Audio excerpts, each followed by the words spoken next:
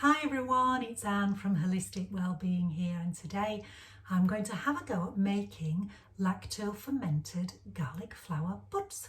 Got to make sure I've got my teeth in right to say that. If you saw the first video that I made that showed you how to make wild garlic pesto, you will have seen on that I collected some of the flower buds as well, the unopened flower buds. Now, from the time of actually picking them to the time of getting round to do this, they have started to open slightly. So as I've said, this is a complete experiment for me. We're just going to see how it goes. Let me show you what I have here. Okay, hopefully you can see that. I've got the flower buds, which apart from this one here, I have removed the stalks. I'm just simply going to pinch that off there. I have given them a good spray in 1 part vinegar to 2 parts water. I've used my own homemade vinegar.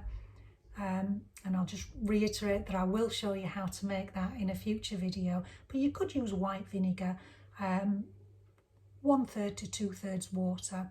Give them a spray, leave them for 10 minutes just to get rid of any nasties that might be on there, and then give them a really good thorough rinse through so that you get rid of any vinegar taste. So those are prepared. I've got 500 ml of water here. If you can use spring water or water that has been left, so the filtered water that's been left, so the chlorine comes out of there, all the better. Chlorine is amazing for killing bacteria. Now, whilst we want the bad bacteria to go, we want to keep the good bacteria for the lacto-fermentation to start.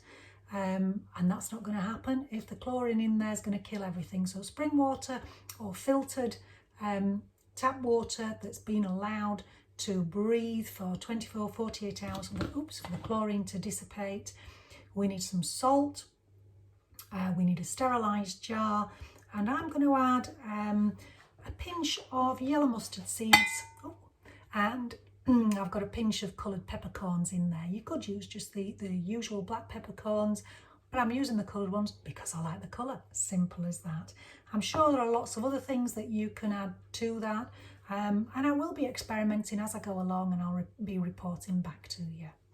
Alright, so the first thing we need to do is make the brine solution. And I'm going to do that by measuring out some of the salt into the water. So I need a 2% solution of brine, 500 ml of water, and 2 teaspoons of salt. You can measure it out. You'll be looking roughly about 10 grams of salt there. And we're making the brine because the brine will get rid of the bad bacteria, but it will keep the good bacteria and allow whatever it is that you're making to ferment safely. Alright, so I need to give that a really good stir, and I actually like to use a honey stirrer, believe it or not. So I'll give that a really good stir around, making sure all the salt's dissolved.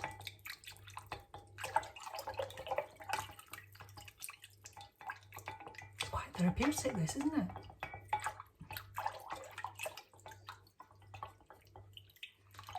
Okay, then I'm going to take the sterilised jar, I'm going to put the buds in there. Obviously my hands are clean.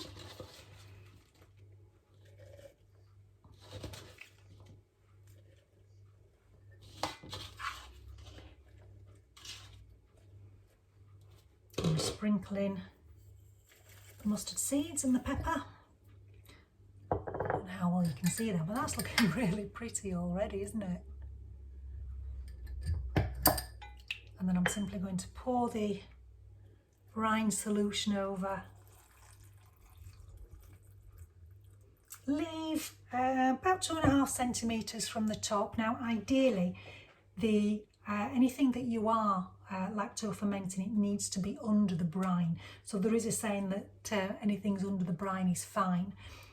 So I need something to weight this down with now. There's several options. You can buy some specifically made weights to do this, like little glass weights that you would pop on top to keep everything under the water. You can use a plastic food grade bag, so a little food bag. Fill that up with water, tie a knot in that tightly, and I recommend using your filtered water or your spring water just in case it leaks. You can pop that on the top. That then just presses everything underneath the surface. Or I quite like to use a ramekin dish to press down for everything to keep under the surface there. And not in true Blue Peter fashion, because I haven't got one prepared earlier.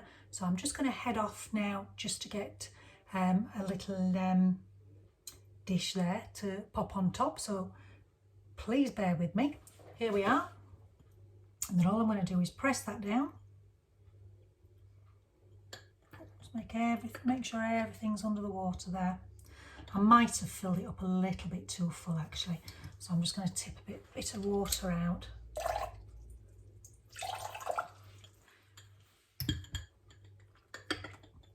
There we go, press that down, so making sure everything is submerged. Oh, pop the lid on. And don't forget to label things. Now I'm sure I'm going to remember what this is because it all looks so beautiful here.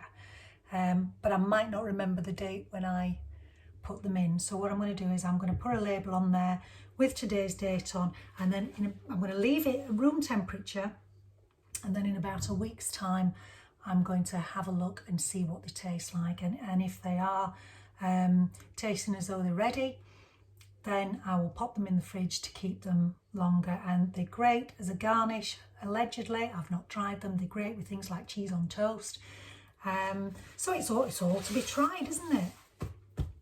So I hope you've enjoyed that. It's really simple. One thing I must mention actually, when you're lacto-fermenting anything, if you are using a solid lid, you do need to do what's called burping your jar, and I recommend that you do that. You check that twice a day because carbon dioxide builds up, and what you don't want to have is an exploding jar. You can get special jars that will allow, the lids of the jars will allow the carbon dioxide to pass through. So you don't really need to do anything with those at all, just test them after a week.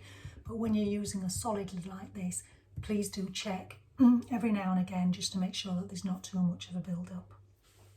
Okay, I hope you've enjoyed that little demonstration. I will report back in about a week's time or so to see how we're getting on with those, and I'll let you know.